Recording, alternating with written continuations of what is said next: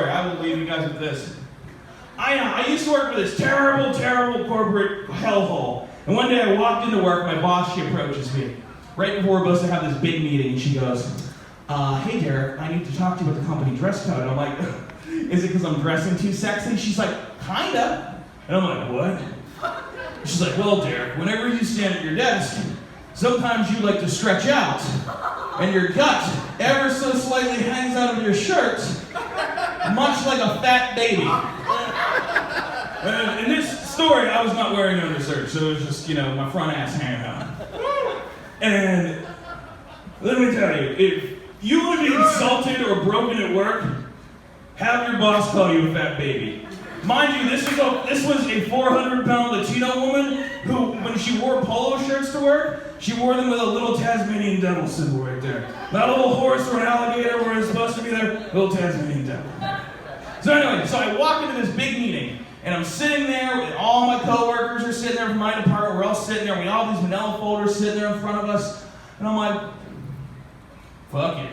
And I open the folder, and it says, notice of termination from this company due to gross incompetence. Failure to attend work events. And at the very bottom, and very clearly scribed in at the end, it says, failure to obey company dress code. And I immediately look up at this thing, and I look at my boss, and I'm like, wait a minute, am I getting shit canned? And everyone starts opening their folders all at once, and he starts screaming. This guy, he's like, no!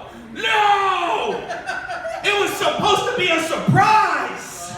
Which was terrible. But the best part of it was that there was a bunch of dudes in on a conference call. They're like, wait a minute, we don't have manila folders. Are we getting shit canned? And they're like, yes, Gary, you're getting shit canned too.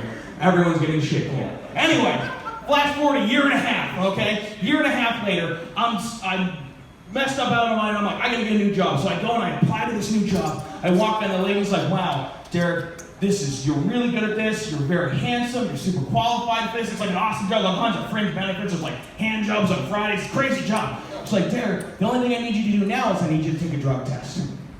I remember that moment very vividly, because at that moment, an alarm went off to my head to the word fuck. And it went like this.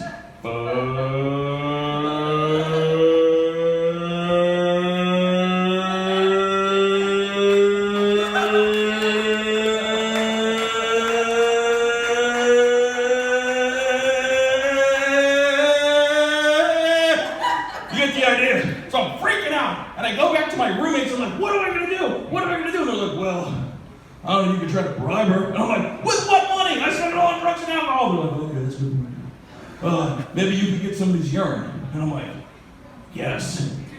So I did the worst thing I possibly could. I went to a comedy open mic. And this is like, most of you have never bared the horrible hell that is a comedy open mic. And I went in, and I went right to the first guy I could find, which was New Guy.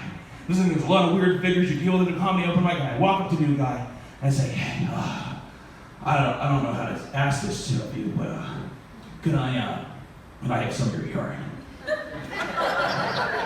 And he gave me a response that I did not expect. He went, yeah, absolutely, do you want it now? Where do you want it? You want it in your hand? I'm like, no, man, we'll go back to my house, we'll pee in a mason jar, I guess. I don't know, I've never done this before either. So he goes back to my house and pees in a mason jar, and then I got some advice from a nurse friend of mine. I hatch my plan the next morning. I wake up, it's like 98 degrees outside, I'm like sweating bullets. The one thing he keeps telling you over and over again, you have to get this urine up to temperature. So that morning, I take the urine, pour it in an unlubricated condom, tie it off so it looks like some kind of weird pee dong. And it was just terrible looking. Take it. And then I remember what my boss said to me a year and a half before, and I stuck it under my baby fat, tucked it into my shirt. No one can tell. Just a weird, sweaty fat man like normal. And then I put a little razor blade in my pocket. And I get on the bus, and I'm just sitting there, and I read it and realize there's a flaw in this plan, and that is this. I am making a gentle sloshing noise wherever I go. And so I'm riding on the bus downtown, and I'm just going,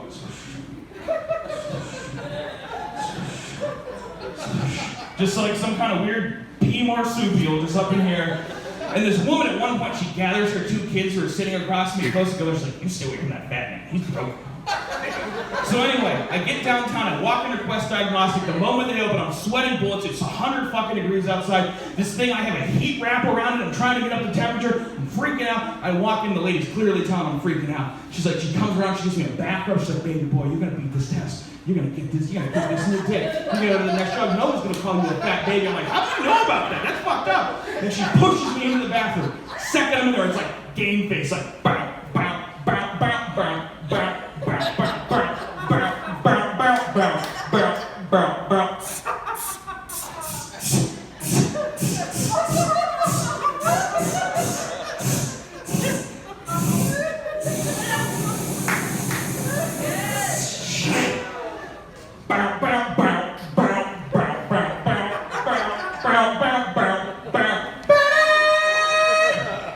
She takes a look at the indicators on the side. She's like, wow, Derek, you peed real good. You killed it. I'm like, thank you. I tried real hard. Still sweating bullets just like I am right now. Then she looked at the side and she goes, wait a minute. That's weird. Huh. And I'm like, what? She's like, no, don't worry about it. I'll just pour another cup. Sometimes this happens. And I'm like, what? Oh my God, was that new guy? Was that new guy doing trucker crank? That son of a bitch! And another alarm starts going off my head at this point to the word fuck, and it's like a submarine diving. It's like, fuck! Fuck! And I'm freaking out. And she pours it in another glass. She twists the lid, she shakes it, she looks at me. She shakes it, she looks at me. She shakes it, and she looks at me. And then she puts down the cup. She takes off her gloves. And she says, honey, I don't know how to tell you this. This is the hottest goddamn piss I've ever seen in my entire life. It's 114 degrees. I don't know how you did that. I don't know how you baked it that way. I don't know how you did that. You seem like a really sweaty dude, so I'm not gonna say nothing. You have a nice day. So I got a new job. Ladies and gentlemen, I've been Derek Minto. You guys have been lovely. Have a good night.